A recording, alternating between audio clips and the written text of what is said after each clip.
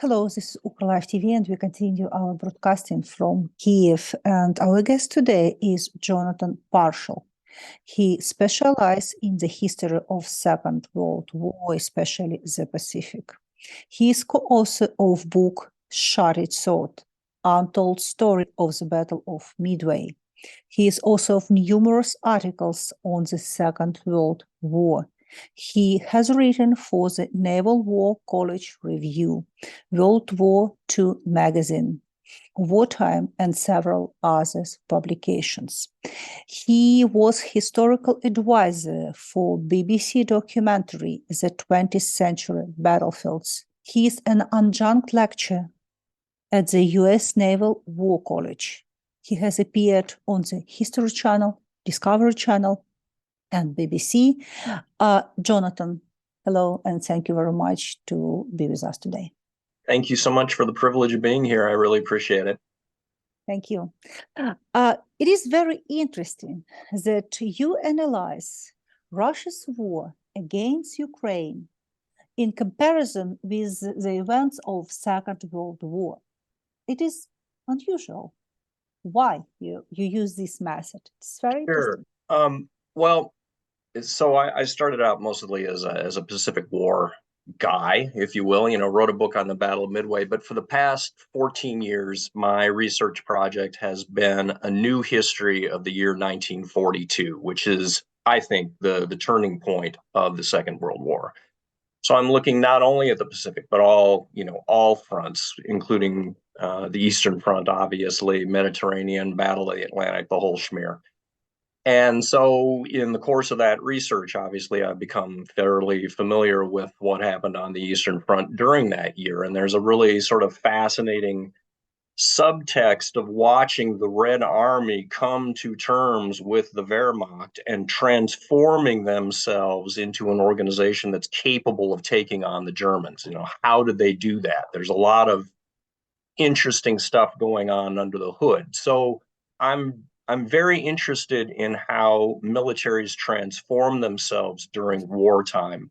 And I do think that there are a lot of sort of interesting parallels between what occurred on the Eastern Front during 1942 and some of the things that we see happening in Ukraine. Likewise, I think that there are other analogs that can be drawn in from other battles, such as the Battle of El Alamein in the Northern Desert during October of 1942 as well. And so every couple of weeks, I'm posting things on my Facebook page, just talking about, here's the analog that I'm reaching for today to look at this war. Let's back to the El Alamein. It is very interesting story because you on your last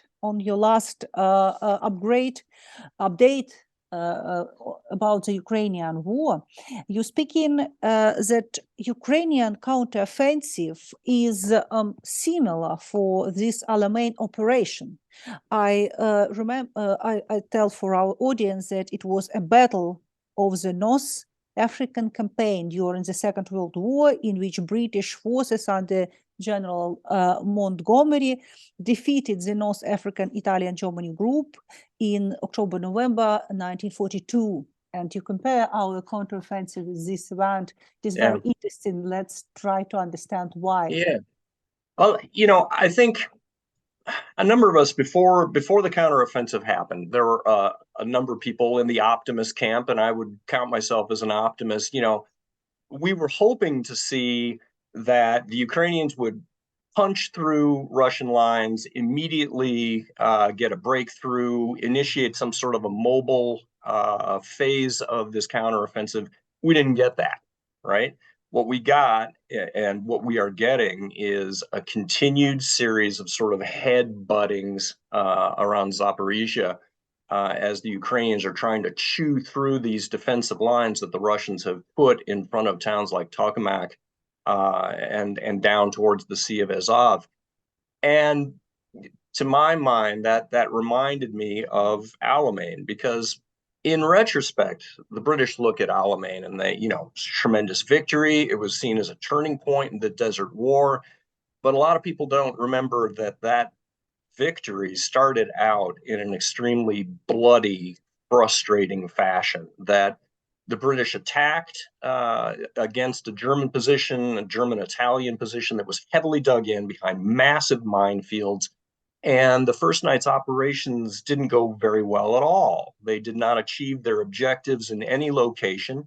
They were taking tremendous tank losses from both minefields, and we're seeing a lot of that today, and anti-tank guns. And it took 12 days of set piece, methodical headbutting against these German defenses before they finally started falling apart. But the argument I made in my Facebook post is, we see things like this piece of footage that the pro-Russian sites have been ballyhooing. Oh, here's a Ukrainian armored column that we shot to pieces, and here are all these burnt out Bradleys and Leopards. And we have to be careful in how we analyze that, because I call that war through a soda straw. We're just seeing our one little thing, and we don't have any sense of context for the wider battlefield and what's going on there. And at the same time, too, we can't know how badly the Ukrainians are potentially hurting the Russians in return. And we see that in Alamein as well, that the Germans and Italians hung in there pretty well for the first week or 10 days. But by the end of that, their unit cohesion is being torn apart, and they're hanging on by the skin of their teeth. And when Montgomery is able to hit them with a final attack, they come apart. And when they come apart very catastrophically. They just fall to pieces. The British break out into the desert, and now we have mobility restored to the desert. I hope to see that in Ukraine as well, that there may be, several days, could be several weeks of frontal chewing through these defenses before we finally get to a point where we're able to break out into the operational depths and begin seeing more of a mobile sense of the war. As I understand, it was a part of your prediction for Ukrainian counteroffensive, because a couple of weeks ago you wrote a very interesting post about crystal ball time. Some prediction for counteroffensive, and I read it very with great interest, and I understand that it is maybe 10 key points in your post about the Ukrainian counteroffensive. Let's try to look for them deeply, because it is very interesting. Yeah. Okay. Yeah, absolutely. And I was just running through some of these this morning. I think that I've gotten some things, maybe tentatively right. I think I've gotten some other things wrong. And honestly, we're not going to be able to know one way or the other probably for months, honestly, because this fighting season is going to go up until the fall. And I expect that we're going to see constant operations up until then, assuming that the Ukrainians have the ability and the combat mass to continue those operations as long as possible. So where do you want to start here? Let's start from the very beginning, because you think I have small notes from your post. Let's start from the very beginning. And you say that Ukraine has the opportunity to liberate significant part of the occupied region. Why you think so? It's a good news for us. I am firmly in the optimist camp. I read analyses by other people that are like, oh, there's no way that the Ukrainians can liberate all of their territory. That just doesn't seem realistic. And to my way of thinking, I don't understand that.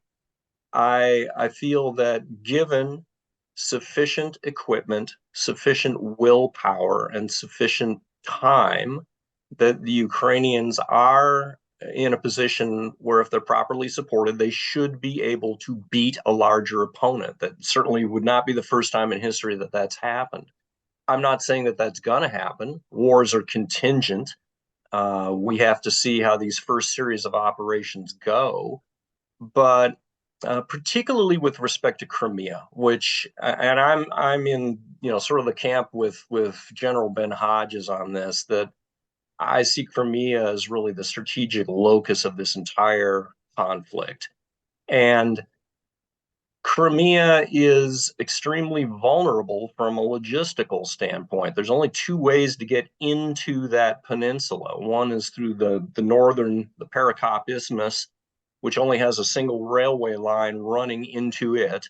And the second way, of course, is across the Kerch Bridge, which is not only a road bridge, but also a railroad bridge. Everything that the Russian army does in terms of logistics is built on top of railways. And so if one posits that one can cut both of those rail lines into Crimea, I think that the Russian army is going to find themselves in a terrible position of trying to keep themselves in supply. So I am hopeful that over the course of the next coming months, what we are going to see, and I think we're starting to see that, we have this drive that is clearly aimed south towards that railway line that is running across the northern shore of the Sea of Azov. If we can cut that and then figure out a way to drop the Kerch Bridge at some point, potentially with Storm Shadow or some other long-range precision-guided munition, I think that Crimea could be isolated and eventually captured. At the beginning of the interview, you say that you study how different armies has changed during the war. Yeah. And in your prediction, you say that we cannot simply write off the Russian army, and it is very interesting, and we need to understand how the Russian army actually evolved during the conflict. It is very interesting. What do you think about it? Well, okay, so stepping back again into 1942. One of the interesting subtexts that you see throughout that year is how, starting at the top with Stalin and the Stavka, which is the supreme command of the Soviet military, you see Stalin, who, for all of his flaws, and I'm not a defender of the Stalinist regime, but one of the things that I see about Stalin was that he had a certain degree of honesty and candor, and he grew to become aware of the fact that he was not a good wartime leader. He was not a professional.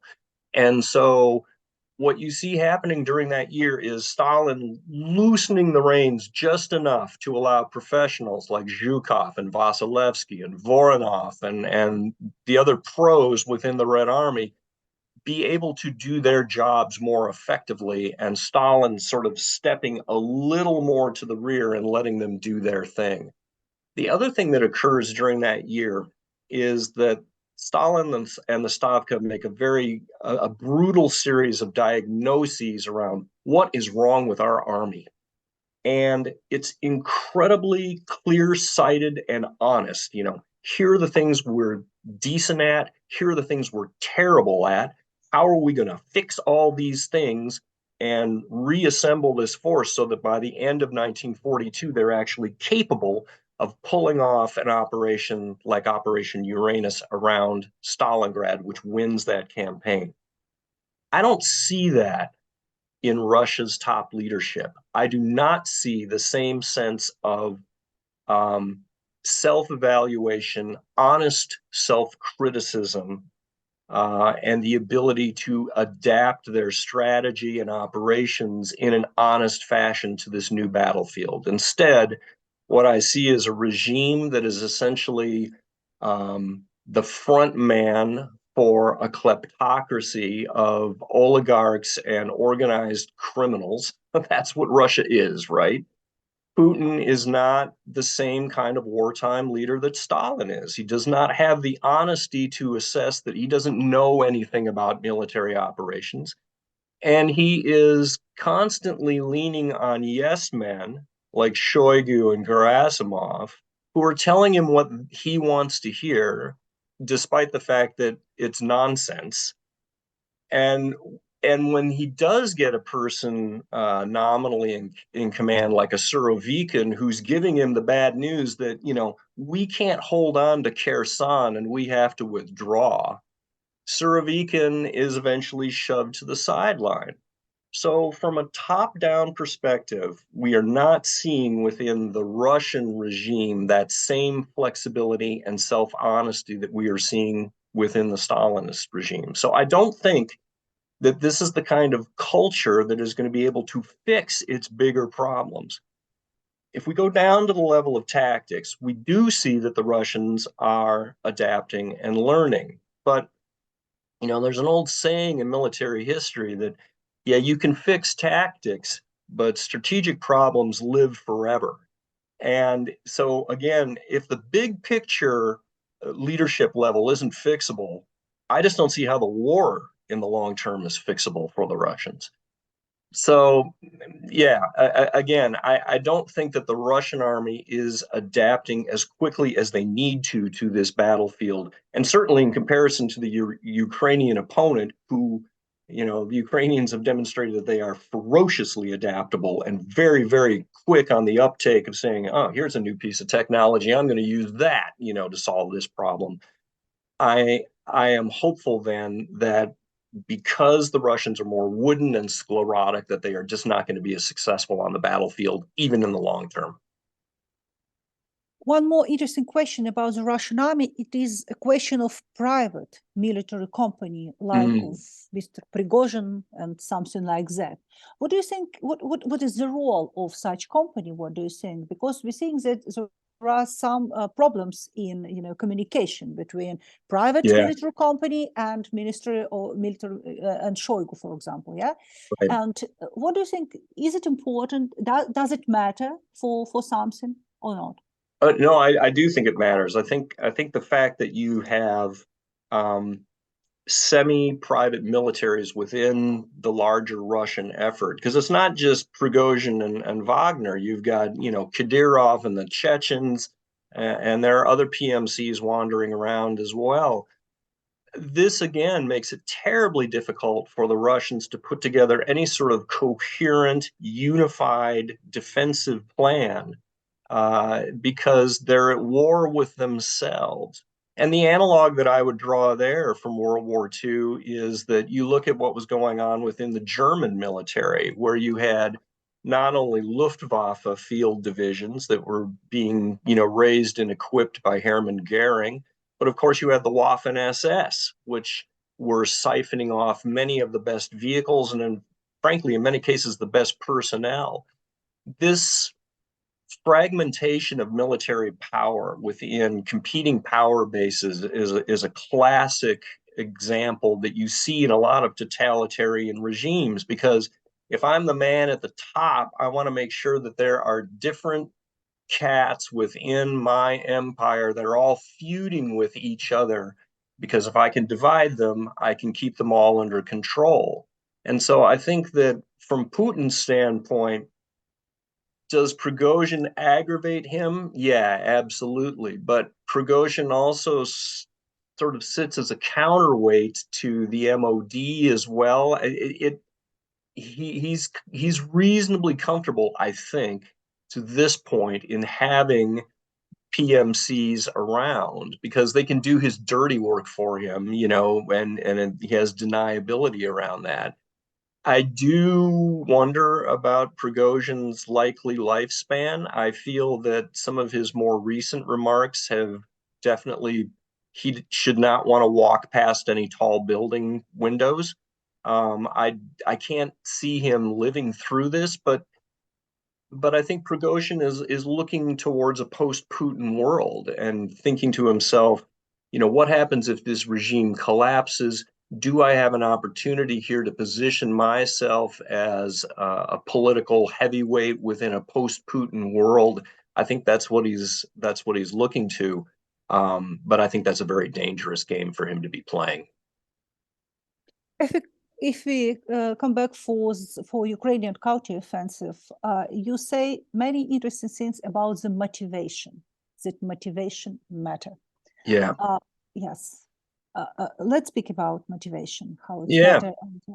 Yeah, Napoleon, had a famous quote that the moral is to the physical as 3 is to 1, meaning that the motivation of the troops under my command is probably the most important factor within my entire army. And I think that you see that same sort of phenomenon carrying forward in any number of battles. The better motivated, better led force, even if they are smaller, can impose their will on the enemy and be successful in battle. Again, in a more modern analog, that is one of the reasons that the Israeli army and armed forces have been so phenomenally successful over the years, is that one, they know that they are engaged in existential struggles for their country, that if they lose, their country is gone. You see the same sort of thing, honestly, in World War II, where at a certain point, the Soviet people become aware of the fact that this is an existential struggle. And, you know, that's a more monolithic kind of answer. Could the Soviet Union have collapsed in World War II? Yeah, absolutely, they could have. But I guess what I'm saying here is that there's nothing like having an existential struggle to give you a little bit more motivation to actually perform well in the field. And I think the Ukrainians certainly have that. Whereas a lot of the Russian Mobiks are thinking to themselves, why am I here? You know, why am I fighting this thing? And so I tend to think that morale is one of the three most important things that the Ukrainians have on their side. Another one being, as we just discussed, the fact that I think that the Russian military culture is rotten, and that the Ukrainians have a superior military culture as well. So those two factors, I think, are going to be extremely important as we watch this summer unfold. Let's speak about the weapons, because, for example, if you look for Russia, it's have a huge amount of old weapons, old tanks, and other things. Ukraine, opposite, we haven't, a lot of old weapons, but now we have, modern weapons from our partner. But Yeah. we have, quantity and quality. Right. And yeah, and what does it mean for you? Yeah.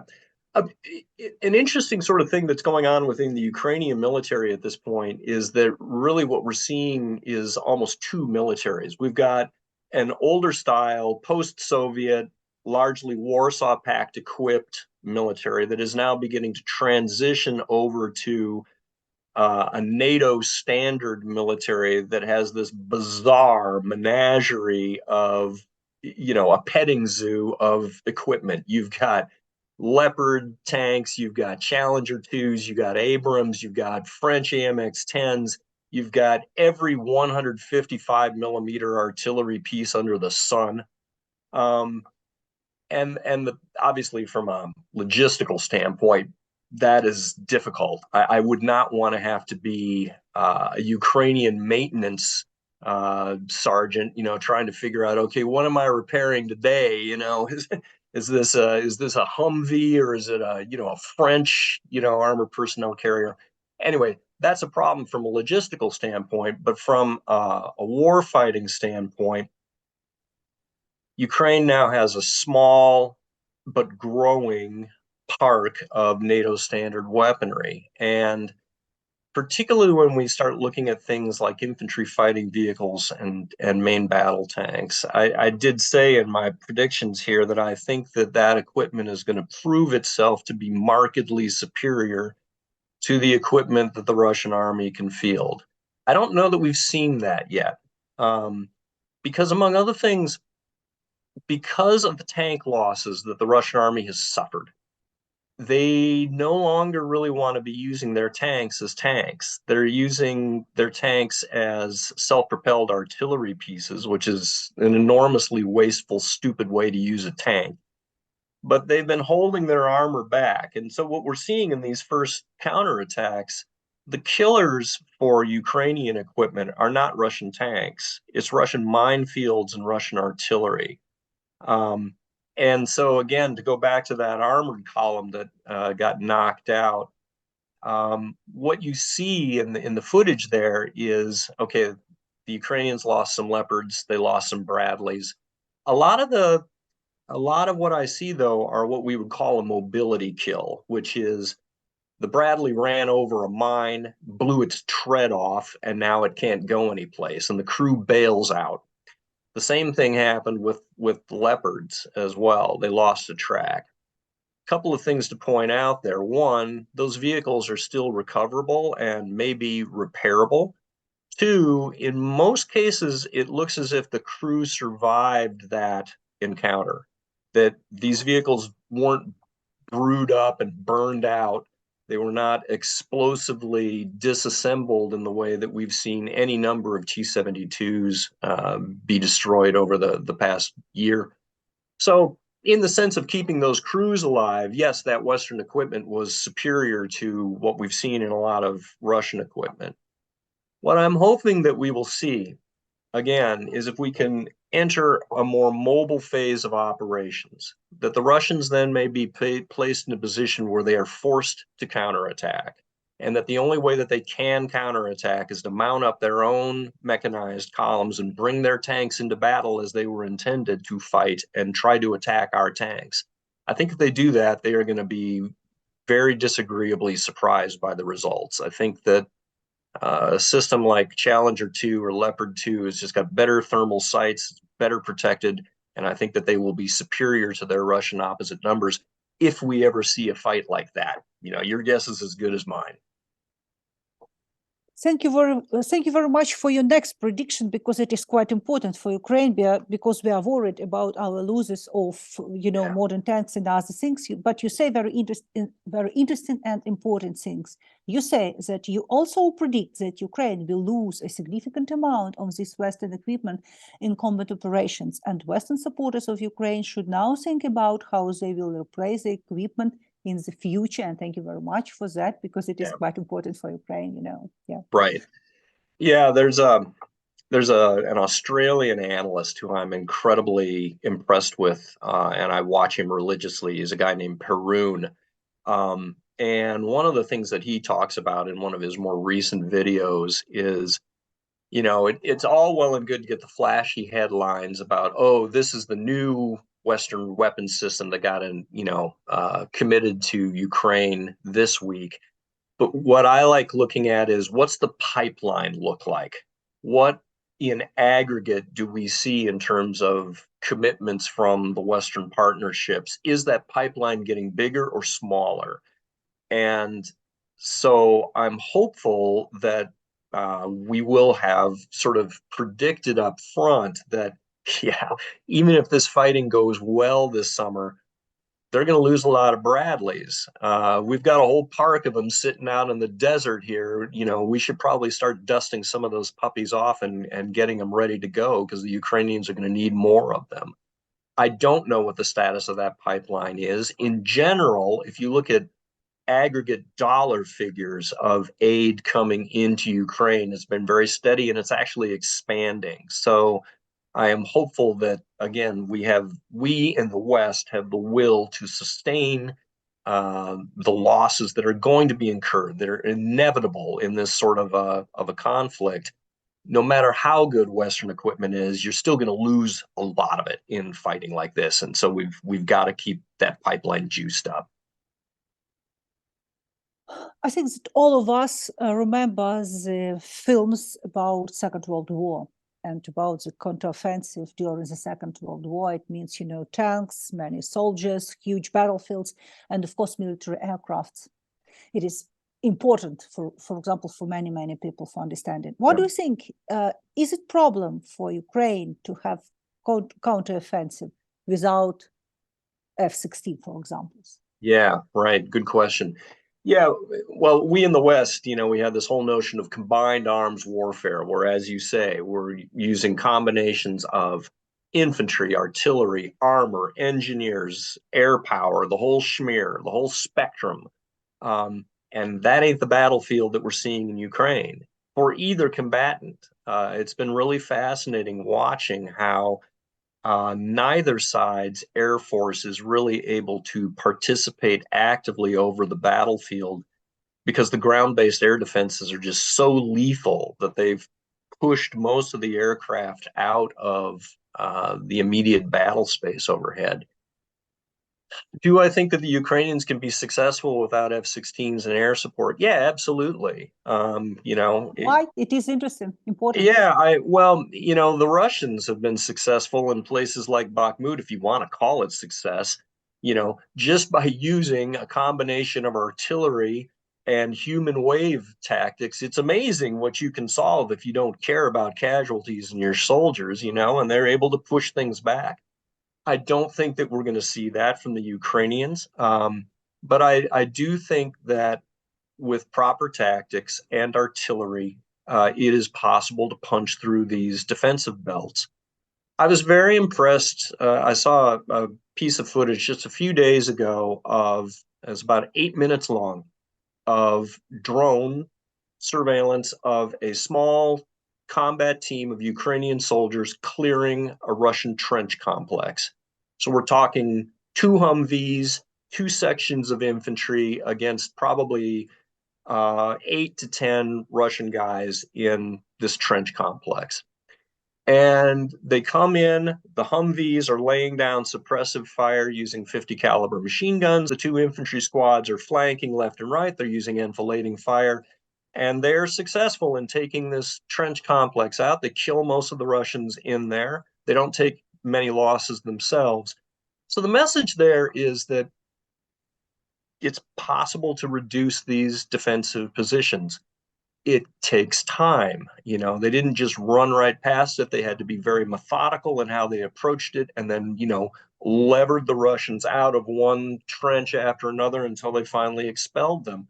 So it's clear that the Ukrainians can be successful. It's just that it would be nice to have all of the tools in the tool belt so that, instead of having to use Humvees with 50 caliber machine guns to lay down suppressive fire, if I had, the best of all worlds, yeah, I'd have put a JDAM, a 2,000-pound bomb right into the middle of that complex and, just vaporized it and then moved right past it without having to risk my infantry. Let's talk about F-16s. Because I'm pleased on the one hand that we've gotten an announcement from America that, okay, we're cool. If somebody wants to give the Ukrainians F-16s, that's great. I think, though, that there is an unrealistic set of expectations about what F-16 can potentially do to the battlefield. There is no way, no matter how many F-16s we give to Ukraine, that all of a sudden the Ukrainians are going to be able to establish air superiority over the battlefield. The Russian Air Force is very large. They have the ability to operate within their own airspace and, pick off Ukrainian planes at very long distances. But with F-16 in Ukrainian arsenal, now the beautiful thing about F-16 is it can carry pretty much anything that NATO has within its larger arsenal from an airdrop perspective. And that means things like, JDAMs and other munitions. But importantly, too, it's a mechanism to allow pushback against the Russians in terms of escalation. And this is a point that Perun made in one of his videos, and I think it's right on the money. If you got an F-16, we can hang an American long-range stealth cruise missile on that thing that could reach all the way to Moscow, that could take down the Kerch Bridge for like right now. Are we going to give that to the Ukrainians to start with? No, obviously no. We would look at that as being escalatory. But what it says to the Russians is, y'all better behave, because if you don't, guess what? We could make the decision to give those cruise missiles to Ukraine. We could have those things on a C-5 Galaxy today and have them in Poland tomorrow, and they would be on F-16s the day after that. It's like a Prussia, you mean, yeah? Like exactly. Exactly. So it allows the Ukrainians then to have more potential escalation options in their kit bag. Taking it all back, am I in favor of F-16s being in the Ukrainian inventory? Absolutely. I would like the Saab Gripen even more. I think it's a better plane for the Ukrainian conflict in that it can operate from rough fields and all that good stuff. But having F-16 in the kit bag is a good thing. Some Western military experts say that Ukrainians have only one chance for counteroffensive. But in your prediction, you wrote, and I just read what you wrote, I predict that we will see a complex, subtle, multi-phases offensive from Ukraine. It will not be one big offensive. And you say about the multi-directional and other. It is very, I think, real expectation from Ukrainian counteroffensive. Yep. Why you understand that our counteroffensive will look like the right?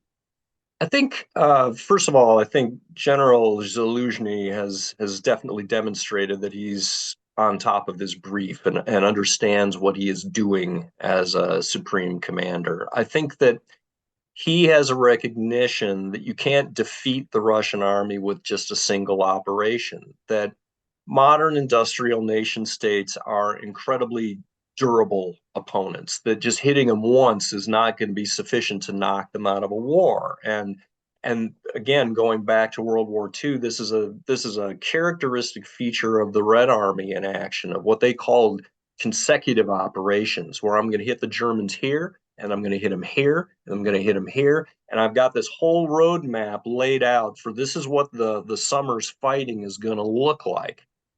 And I think that we're seeing elements of that right now, that we're seeing that the Ukrainians are attacking not in one place, but in 3 or 4 different locations along the line. And they're not committing all of their attack forces to begin with. They're probing, they're looking for opportunities, areas of weakness before they're going to make a decision potentially as to which one of those areas they're going to commit major forces to hopefully force a breakthrough.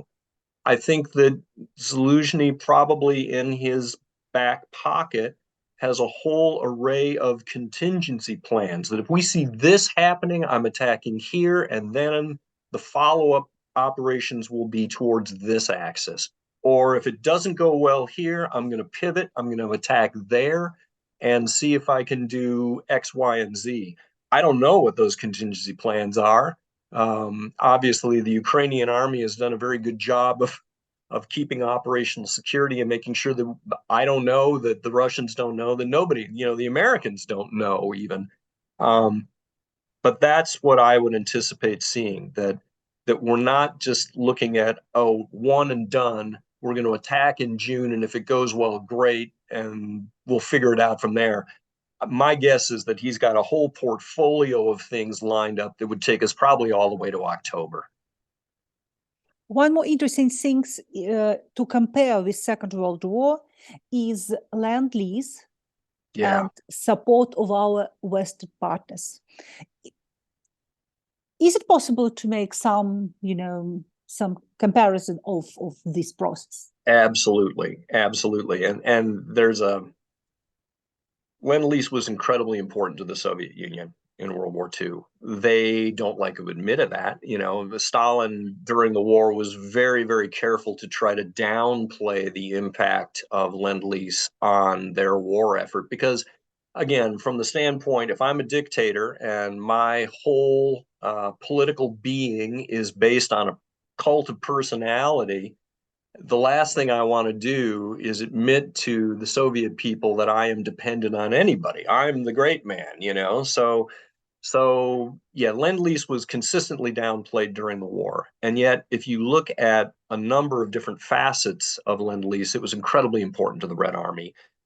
Lend-Lease supplied the better pound of half a pound of food every day for 12 million men and women in the Red Army.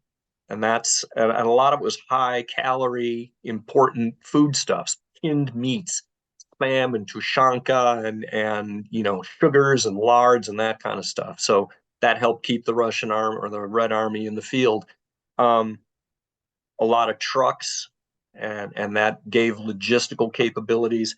During 1942, and actually in late 1941 at the Battle of Moscow, a significant portion of the tank park that the Red Army had for the Moscow counteroffensive was actually British Valentines and other medium tanks. The other thing that was important about Lend-Lease 2, which is not well understood, is how much aluminum we provided to the Russians, which doesn't sound all that glamorous until you realize that every T-34 had an aluminum engine. So it was really, really important. And now if we fast forward to Ukraine, the Russians aren't on the receiving end of Lend-Lease. It's the Ukrainians that are on the receiving end of that. From my standpoint, one of the things I worry about is the patience of the Western effort, that we are not as long-term committed to this war as we need to be, that there are, as you're certainly aware, there are political groups within the United States that are like, oh, this is a dumb war, we shouldn't be fighting this war. From a big picture strategic standpoint, if you are an American citizen, you should be looking at this war as a once in a generation opportunity to write down the military capability of one of our two most important geopolitical rivals, the Russians, right? We are destroying their military, and we're not shedding an ounce of American blood in return for doing that. That's golden. So we as Americans should be absolutely committed to winning this war. And that's the next essential point, is that I think I'm disappointed that we so far have not committed to saying we're in this to see the Ukrainians win this war. And winning means, the following. The expulsion of Russians from every inch of Ukrainian territory, the imposition of a post-war environment where we have, let's say, United Nations peacekeepers along the border so that, there's a peacekeeping buffer, hopefully reparations, and then here is the roadmap for getting Ukraine into NATO so that this nonsense never happens again. That's what I would like to see from the American side, because I think that would then translate into, okay, if we're in, that means that the aid pipeline needs to look like this. The following items need to be supplied, et cetera, et cetera, et cetera. We haven't gotten there yet. It's been more of a drip feed, okay, here's another weapon system. Don't get me wrong, the amounts of aid have been substantial and have allowed Ukraine to continue fighting, and that's great. But I want to continue to see that pipeline expanding, if at all possible. And from a political standpoint, America saying we're in it to win it. One more interesting question, that it is first time in the history when nuclear power started war against not nuclear country. Yeah. It is interesting things because I think that when you study Second World War, I don't know, can you even imagine that it could be possible in modern world to have not, war with nuclear power, with nuclear weapons, but just with ordinary old weapons with, huge amount of people, huge amount of techniques and other things. Sometimes it looks like, unbelievable in the modern world, but it is very interesting how you understand. Yeah. Yeah. You're right. At a certain point, the World War II analogs break down. One thing that we don't see in the modern era is the Russians being able to field a military of 12 million people and have a ground army of 6 million on their western frontiers. It's just really not possible to do that anymore. That the equipment has gotten so expensive that you just can't put that amount of it into the field anymore. During World War II, Russia was losing about 15,000 people KIA every day of that conflict. Their monthly equipment losses were 2,000 tanks a month, 2,000 aircraft a month. any number of artillery. Yeah, it's staggering, and we're not seeing that in Ukraine, and we won't. The total number of Russian field forces within all of Ukraine at this point is, give or take around 300,000 people. During World War II, the offensives that reclaimed Ukraine using the Red Army were 2 million, 3 million guys attacking. So, yeah, we don't see that anymore, and we never will again, I don't think, just because, again, the cost of the weapons is just so much higher these days. You just can't afford to build that many. The other thing I'd say, though, with reference to nuclear weapons and tangling with nuclear armed powers, there's this misnomer that you can't beat a nuclear armed antagonist, that at the end of the day, of course, they always have that trump card, that they're going to wave around. Here's the red line, don't cross it. It's wrong.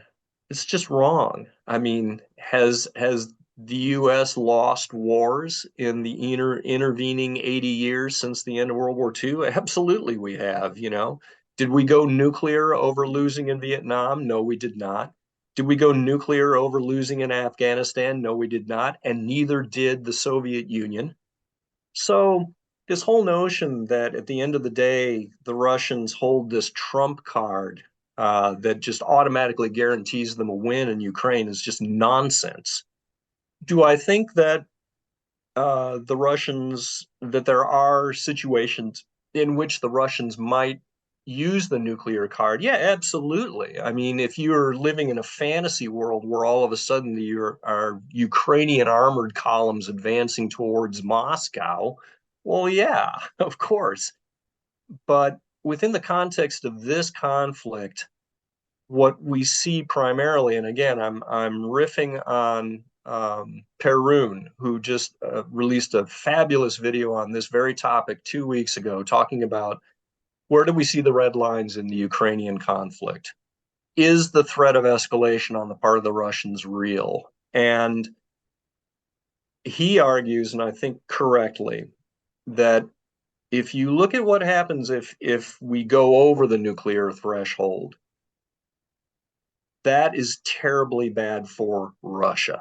That NATO's response in response to some sort of a nuclear usage, we don't have to resort to nuclear weapons to absolutely devastate Russia.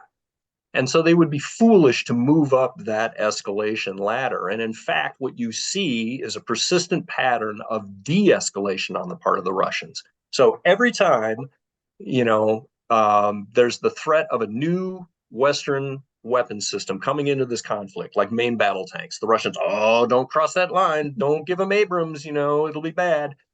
As soon as that decision is made, the next stage 2 of the Russian response is saying, oh, Western main battle tanks are crap. They're no good. They won't work. Our tanks are better, et cetera, et cetera. And then stage 3, eventually, during a defense briefing from the Russian Defense Ministry, oh, we've already destroyed those weapons. We've blown up Bradleys in the field, et cetera, et cetera. So I think there's an understanding on the part of the Russians that escalation is bad for them and that they want to keep the lid on this thing and draw it out as long as possible, if at all possible. Escalation doesn't fit that game plan for them. And the last question, Second World War and the results of Second World War changed the world dramatically. I understand maybe it is not correct to compare the Second World War and the Russia's war against Ukraine, maybe, because it is different, different situation, different, many things which are different. But nevertheless, we see how changed the NATO, how changed the production of weapons in modern world, and other things. What do you think? What are the main results right now of this Russia's war against Ukraine? That's a great question. I think in the short term, it's demonstrable that this has been a disaster for Russia on a strategic level. That if you go into this war with a party line of we're fighting this war to prevent NATO from encroaching on our borders. Well, you've really screwed up then, haven't you? Because now you have Finland on your border. That's an extra 850 miles worth of border that you now have to defend. You see that NATO as an alliance structure has been reinvigorated in a way that we haven't seen in a generation. Sweden is likely to be added to that mix as well. And in the course of accomplishing that, you've also destroyed half of your own tank park and any number of other weapon systems. So as Russia, you have now weakened yourself in the face of this reinvigorated NATO alliance structure. That's tremendously bad. Obviously, we are seeing a real uptick in weapons procurement, I think, worldwide. Because, of course, the Ukrainian conflict, from our perspective as Americans, has important implications with what's going on in the Pacific, particularly vis-a-vis Taiwan. We know that the Chinese are watching this very, very closely to try to gauge, if we were to invade Taiwan, would the Americans really be in? And I think the answer from Xi's perspective is, yeah, maybe they would be, so that has important knock-on implications out in the Pacific, the Asia Pacific region as well. I think it's too soon to tell what this war is going to do in terms of overall procurement patterns. I do think that there's obviously much more interest in a lot of people's playbooks now of saying, I need better long-range precision guided fires. That has become increasingly apparent. But and of course, the impact of drones on the battlefield are just so ubiquitous, that the sky is just flooded with these things. The fact that, a guy like me was able to watch the Ukrainians clear that little trench complex via a drone, as an historian, we've never had access to information like this before. It's just a completely different kind of war. But I don't know what the long-term implications of that are going to be in terms of, do the drones rule the sky now, or does electronic warfare become more important to knock those drones down? It's too soon to tell, I think, what the longer term lessons from a military procurement standpoint are going to be. I do think from a political standpoint, obviously Europe has changed forever. That this era of potential rapprochement with Russia is over. And I think we have to accept the fact that for the foreseeable future, we are going to have a embittered, angry Russia on the flank of Europe, no matter what the outcome of this war is, and that we have to plan for that, which that's unfortunate. I wish I didn't live in that world. I'm so sorry that you are the people that are living in that world. It's easy for me to say from the other side of a 3,000-mile wide pond, oh, isn't that terrible? But, you are the victims of what I sort of view as a wider ongoing collapse of the Russian Empire as they are trying to take back whatever chunks of it they can and are failing in the process.